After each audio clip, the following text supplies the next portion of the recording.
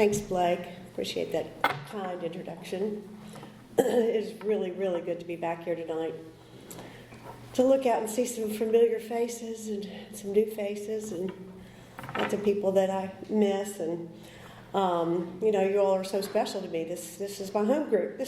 You all are my peeps. And I miss you like crazy, I tell you. Although I have found a good home group up in Raleigh, not as good as Primary Purpose. Nobody can ever be like Primary Purpose in my heart. I know back in 2017 when I got sober and I walked in these doors and I was just scared to death and, trying to, just sweating and shaking and, all the things that go along with, being newly sober. And you all just opened up your arms and welcomed me, and you never did stop. And it's made all the difference in the world. That's why I'm here tonight. Anyway, just to get on with it. So my sobriety date is May 6th of 2017. I have a sponsor who has a sponsor who has a sponsor, if that even matters, or I don't know how far that goes, but. And I sponsor women in the program too, and I'm really grateful to be able to do that. I've been fortunate enough, and that goes with this home group, is service work. When I first got here, my sponsor got me through the 12 steps really quickly, thank goodness, because I needed that spiritual awakening in my life. And I started getting into service work early, and it was what I needed. I remember the first time I went to detox. And I was able to go, I think, one time before, I don't think I was a year sober, but I was able to sneak in one time with my sponsor or someone, and I left there, and it was just the best feeling in the world. I just thought, gosh, this is amazing. I could actually maybe have said something and all my mumble jumbles up there that might have helped someone. It was really a good feeling, and it meant the world. And that just continued on, and really spurred me on to continue to, get involved in, the different activities that Primary Purpose offered. Whether it was taking meetings to detox or to the jail. I still do that for Moore County. Still Zoom once a month with the women's detention here at Moore County, and I'm really grateful to be able to do that. I did get that started up. I started to do that up in Wake County, and unfortunately they've already cut it off because of COVID reintroduction. So they had just started back, and I think that lasted a few weeks, and now it's cut off again. So unfortunately, but hopefully I'll be able to get into some of that. We'll see how that looks later. So I just to tell you a little bit about a little bit about how it started. So my dad was military, Air Force, and my mom and dad had a wonderful marriage, by all accounts. And my dad was a lot older than mom, which is real funny because I've always seemed to have copied that throughout my life, for many reasons. But yeah. But yeah, so I have two older brothers and one younger brother, and I was, the third in line, and of course, being the only girl, I was a princess, and Dad treated me as one, just like one, and my brothers, all they had to do was look at me sideways, and I told Dad, and that was it for them, it was over. And, later in life, we've talked about it since, I've talked to all three of my brothers about it, created a lot of resentment, on their part, but we've worked through that in our adult lives. Fortunately. But yeah, Dad, I was always sitting on his lap, and while he was, he and Mom always had their cocktails after work. When he got home from work, I remember they would fix a drink, and that would be their drink, and I would sit on his lap, and they'd talk, and I could still smell the smell of that bourbon. They always drank bourbon and water, and I remember that smell. It was just a part of life, and continued to be, because that's what my mother drank her entire life. But, they weren't alcoholic. They never drank alcoholically. I never saw anybody drunk or anything. Alcohol was always presented to me as something fun and social, and it was just a good time, and it wasn't ever anything harmful or I didn't see the horrible side that I saw later in life while I was growing up.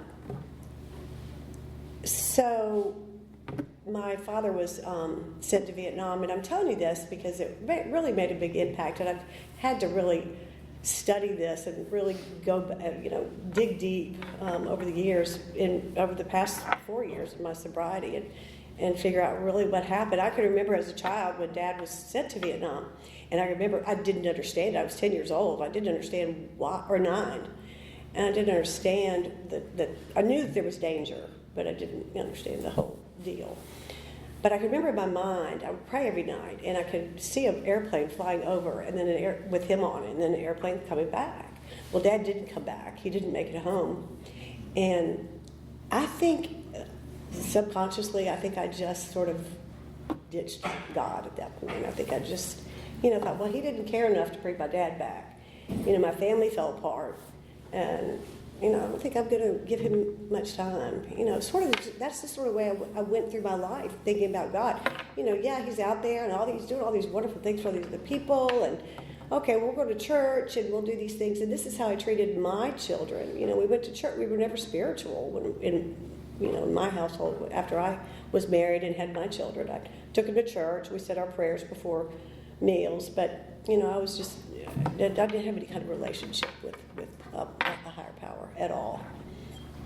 I was just winging it. It was all about me and all about my controlling, So I think that, that's kind of just sets the tone for my life, not being willing really to believe.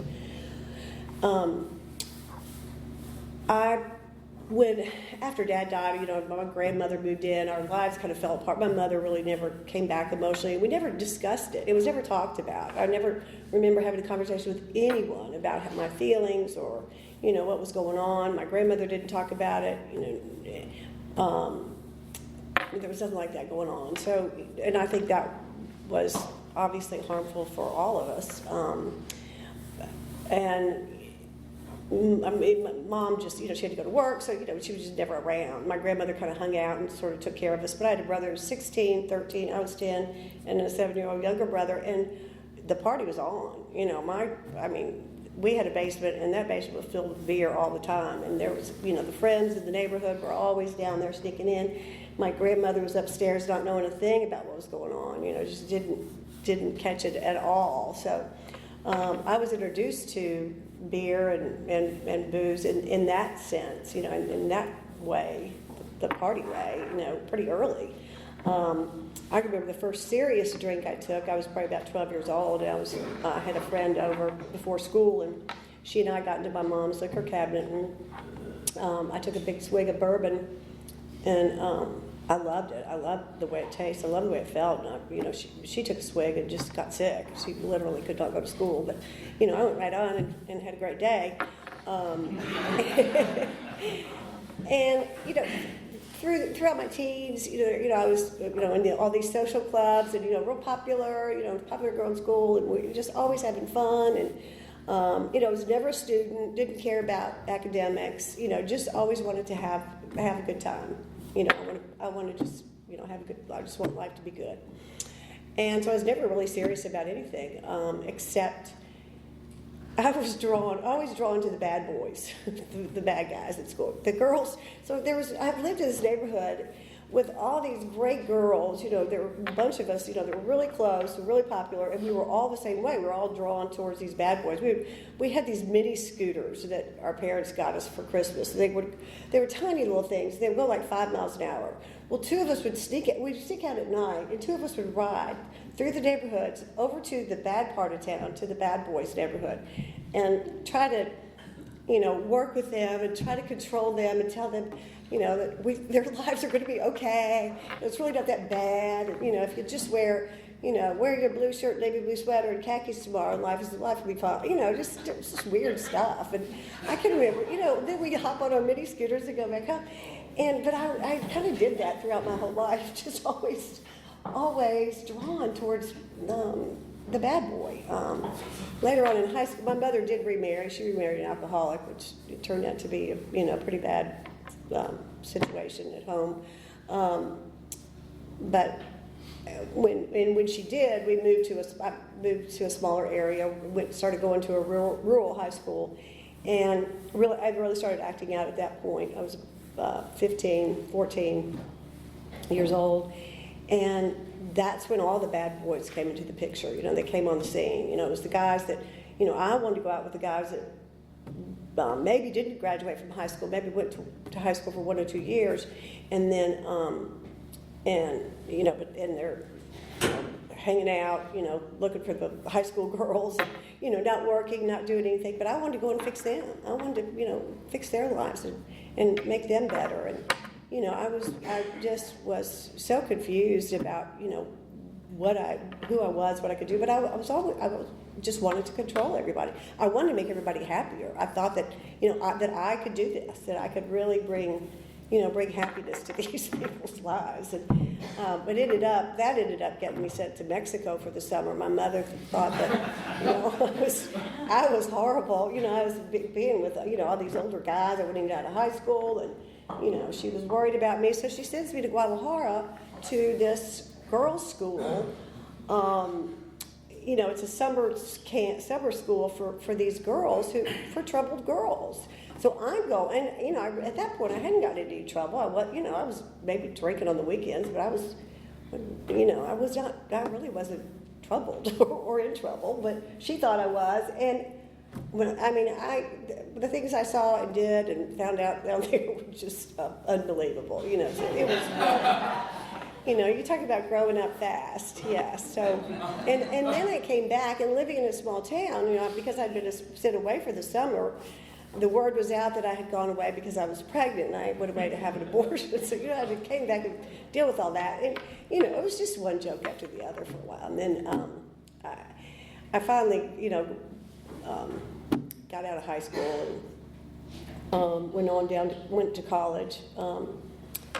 And, just really started partying a little bit harder. I had some good friends down there that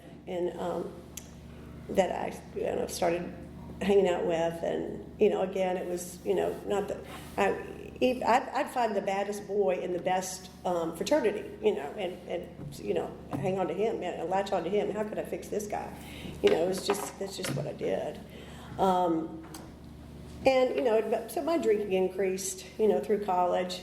I did make it out in 4 years with my interior design degree. Got right out, got a job in my field, and started working and playing hard. Wasn't making enough money, so my roommate and I had to. We started parking cars at this at the Red Mile. It was a horse track, like a harness track, and we would valet park cars at night because our regular jobs didn't pay us enough to make the rent. So, and then we would. After we would leave there, like at 2 a.m. or whatever, then we'd go to the bars. And then I'd have to be at work at 8. And literally, so partying, got to be a big thing. After a while, I was worn out, so I got married. That was the answer. And I actually really did, I thought I'd be married forever. I was very much in love with this man. And unfortunately, he didn't have the capacity to be honest about a lot of things. So after having two beautiful, wonderful daughters, and 11 years of marriage, we divorced. And at that point, I didn't have time to party. I had to work hard. He had done some financial things to us that just was devastating. So here I am, 2 jobs again. I'm 30 years old, or 32, I guess, and I had to do my design work at night. I took a position with the Kentucky Lottery because I needed the benefits that the lottery would pay, and I knew the president, and his wife was an interior designer, and she worked with me, so it worked out great, and I had a great job there for a few years, and after a while, I met some folks. After about 2 years, I started meeting some people that I thought could help me financially, and so I was moving in some pretty pretty strong circles, with some folks that, it was fun, and I did a lot of great things, a lot of fun things, had a big time. Through all this, I was able to actually make some investments and do some things that allowed me to quit my job, that lottery job, and continue on with my design work. So it was great. Really, it made a big difference. About that time, I met my second husband, who was an alcoholic. I found out later. We met. It was a blind date, and kind of lasted 10 days. And he, after 10 months, we were married, and I was living in Raleigh, North Carolina. He was actually from Smithfield and grew up in Kinston. And this guy, was. I thought I just found my knight in shining armor. He was amazing. Did all these wonderful things for me. When we were dating, and didn't leave me alone. And the gifts and the time and the poems and the letters and everything. And I thought, God, this is it. I found it. And about 2 weeks after we were married, it was like Jekyll and Hyde. And found he has some severe mental issues along with his alcoholism. So, here I am. And guys, at that point, I did not know. I was hurt from day one with that marriage, and I did not know how to handle myself. I didn't know how to handle life, how to deal with these emotions that I was feeling. Nobody had ever taught me, how to deal with these things, and so my drinking really increased along with his. He would come in at night, and we'd sit around and drink every night. It got to the point where, it was, in fact, it got to the point where he would get so drunk and ugly and mean that I got to, 5 o'clock at night, I was not looking forward to him coming home. About that time, and I was still doing some design work, and so I'd met some folks in that field. I'd met a guy who owned a carpet store, and my seamstress, the lady that made all my draperies and my pillows and everything for my clients. So they were, they're good buddies, and they're hanging. Why don't you come out and hang out with us? Sure, sure, but so I'm doing that, and come to find out, they dabble in this, and a little bit of that, and a little bit of this, and he dabbles in a whole lot of everything. So, I'm just, all of a sudden, I'm off to the races. I found my answer. I don't have to deal with all that crap at home. The kids are off at college at this point. I don't have to deal with that jerk, I could go and I can have fun, and I could spend my days doing this and this. And, it just, obviously, that just didn't work. After a few years, about that time, I ended up having some foot surgeries. And this is back in early 2000 when they were just handing out the opioids like candy. And so for 2 years, I had 3 foot surgeries within 2 years, and I was given prescriptions for these opioids for 2 years. And I'm just flying, I'm doing great. I mean, I'm drinking, and I'm eating those things every day, and, playing with my other friends, and, I think life is great. And all of a sudden, the prescriptions run out. So I turned to this, the owner of the carpet store, who starts supplying these to me. I'm thinking, well, he's just a friend. This is fine. It's what friends do. In my crazy mind. At this point, I mean, I'm full-fledged. I'm pretty lost. And that was about 2005, 2006. God, the one and only time, through the grace of God, I don't know how, I was arrested. In the middle of the night, at 3 a.m., I was at the carpet store with a bunch of people. We were doing all kinds of crazy things, and I was driving home, and stopped. And they didn't find anything, but I was arrested for being drunk. Told the police, told my husband, told everybody that I was at the grocery because I knew I didn't have time to go to the grocery the next day. And to me, that sounded sane. To me, it sounded very, why not? Yeah, I'm just being, I'm just making good use of my time, going to the grocery in the middle of the night. And I'm thinking that everybody's going to believe this. And it was just, that's just how insane this whole the whole, my life was. So that was, that was my one and only arrest. It wasn't really bad. At that point, I was in and out of there in a few hours. My husband came and got me, and I think I had to do a little community service, and it was no big deal. I lost my license for 6 months, and I went right back to it. What happened was the fella that was supplying all the goodies ended up getting busted, sent to prison. So, and I was too scared to continue to try to find, figure out how to find drugs on the street. I just wasn't going to do that. So I stopped. I just cut off all the opioids. And my drinking just really, really took off. At that same time, my divorce was, the divorce was pending, and my life was falling apart little by little.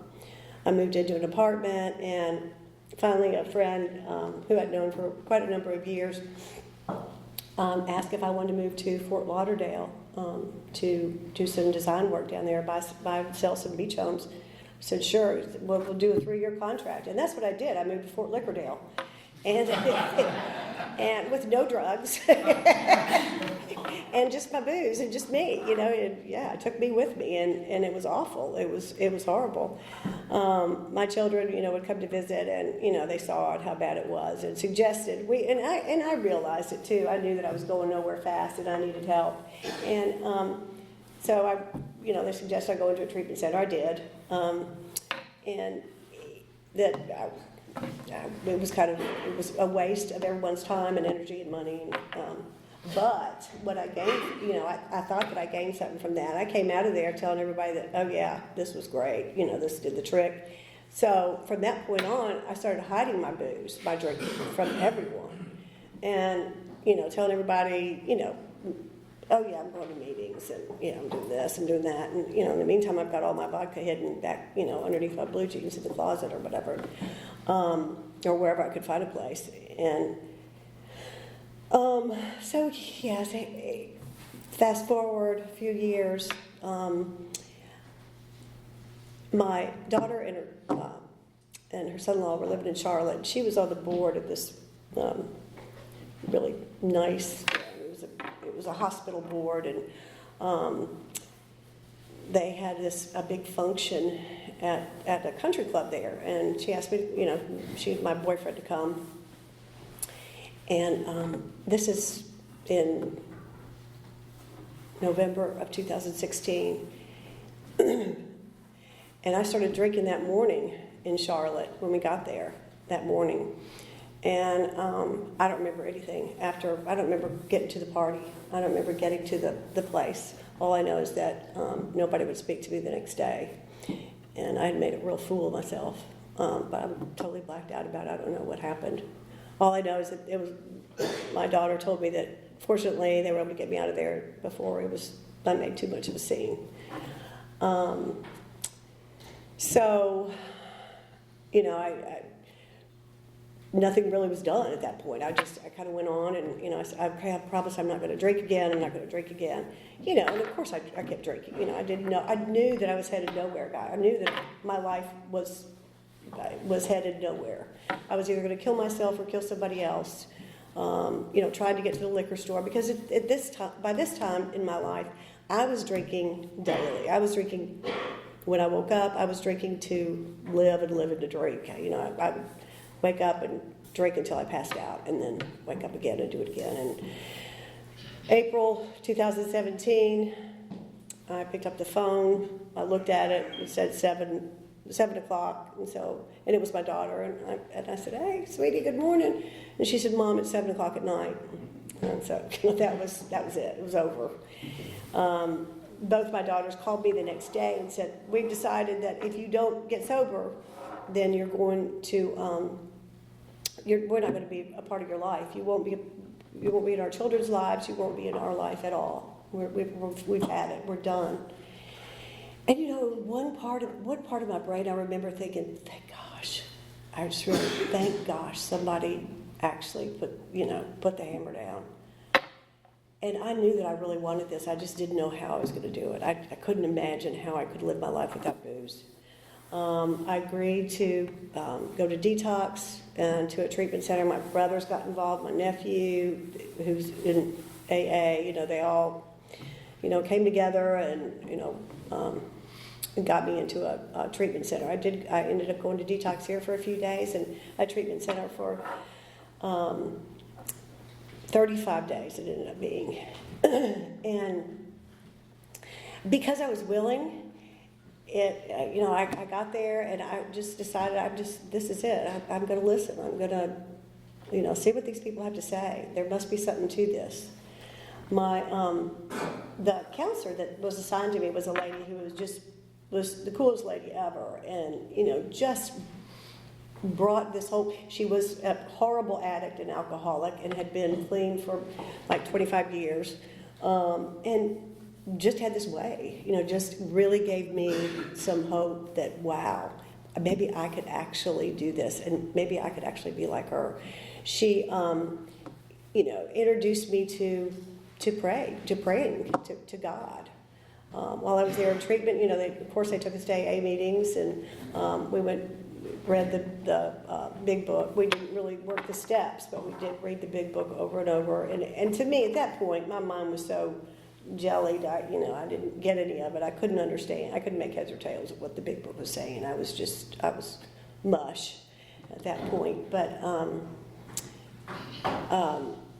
I did, while I was there, I remember I had kind of just a feel, like a spiritual awakening. I don't know. I just remember sitting there one afternoon, looking up at the sky, and just this feeling of knowing that everything was going to be okay.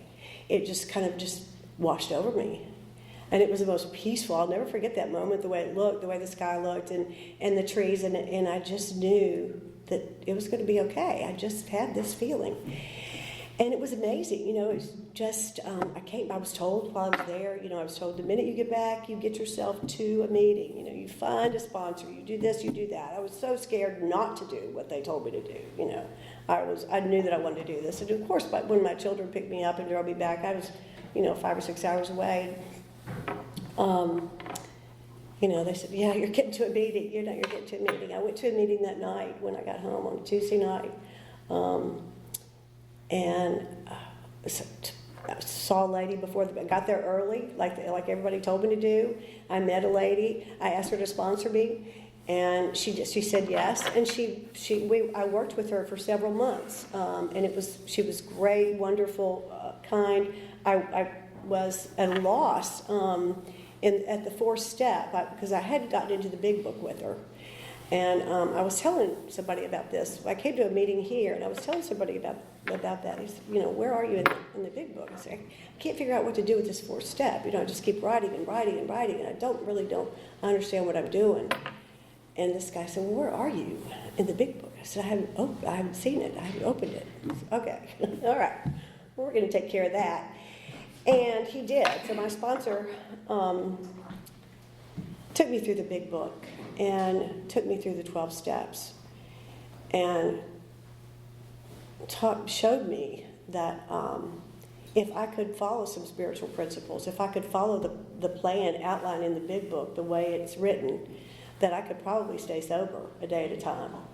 That if I really tried to be honest and open and surrender, I was so willing to do all that. I was so willing to listen. And if I really, I wanted nothing more than to have what I saw here with you folks. I wanted nothing more than to feel, to feel good again, to feel at peace. When I started going through those steps, and after that, after the fifth step, and feeling, wow, yeah, and there was, having a male sponsor, I must say, there were some awkward moments in that fifth step, but, but it worked. It worked out fine. Because I felt like I was very thorough, and I needed to be.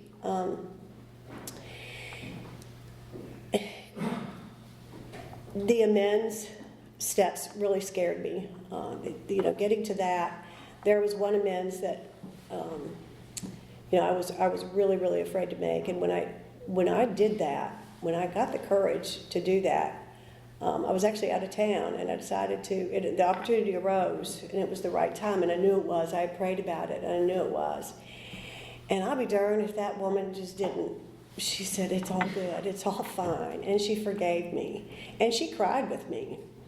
And she said, it's okay, because I've done things too that have hurt other people. And and she was amazed that I cared enough to reach out to her. And that gave me the courage and the strength to go on and make some other amends, some of the harder ones that I guess harder than that. And those to my children were really difficult. My kids have forgiven me. They forgave me right away. They just love me, and they just wanted the best for me. My brothers, my sister-in-laws that I hurt, my nephew and his family that I hurt, they have all forgiven me. It's interesting. I have my younger brother had been in the program in AA for 15 or 16 years, and he relapsed about the same time that I came in in 2017. He relapsed and got sober again right away. So we kind of share the same anniversary. He's back in the program again and has been sober the same amount of time. So that's kind of fun to share that. I also, I have a nephew who's been in the program for now it's been 19, 20 years and stayed sober. And he had, was in and out in the beginning and really had a difficult time. But this program has, done so much for so many members of, my family. And I don't know what I would do without AA. When I think about what Bill W. and Dr. Bob did and the things that Bill W. wrote, the fact that he was not even a man of God, and he was able to write these incredible words in this book for us to have now. I'm just so grateful that those that those guys were there for us, and I feel that it's it's important for us to continue to carry this on. I want this program around. I see a couple of things in a few of my grandchildren that I worry about. A little bit. They might need this program one day, and that would be fine. Certainly I hope that they would come here. But today I have. There for so many years, I didn't have freedom to get up in the morning and do what I wanted to do. So I might as well have been in a prison or in jail. I didn't have freedom to go visit my mother, to go get in the car and drive to Georgia or Atlanta, to go see family, or I was chained to the bottle. I was chained to the vodka. That was it. That was my life. I can't imagine ever going back to that. And having to, to live like that again. I continue, since I've moved to Raleigh, I've been gone here for about, 6-8 months. When I found this home group, the Fairview group, I've been digging in and trying to get into some service work up there. I mentioned that about the women's meeting. So, I've been going to some intergroup meetings and seeing where I fit in. CPC is big up there, so I'm getting involved in that. So the service work, every day I try to, either meet with my sponsees, to, call somebody. I try to stay current with my sponsor.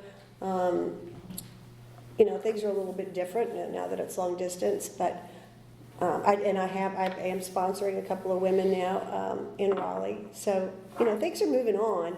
It's been a change. It's been an adjustment, but I've enjoyed every minute of it. I have to say that the freedom that I have now, on a daily basis, the kind of things that I'm able to do that I wouldn't be able to do if I were drinking. The kind of relationship now that I have with my children, with my grandchildren. They run in every day. They're always coming over. They're always wanting to spend the night. None of this would have happened had it not been for you guys and for this program.